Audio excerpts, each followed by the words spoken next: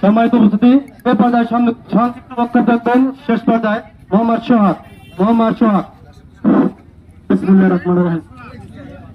সম্মানিত শহীদ, ইতিমধ্যে এখানে উপস্থিত হয়েছেন পাথরঘাটা কালমাকা ইউনিয়নের ৮ নং ওয়ার্ডের সম্মানিত মুরব্বিয়ান, মা বোনেরা এবং সর্বোপরি এখানে উপস্থিত আছেন সাংবাদিক বৃন্দ, সুশীল সমাজ সহ অন্যান্য মুরব্বিয়ান। সবাই আমার ব্যক্তিগত সালাম গ্রহণ করুন। আসসালামু আলাইকুম।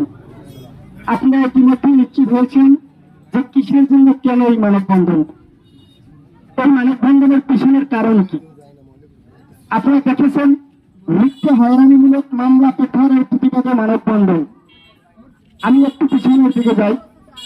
গত 18 তারিখে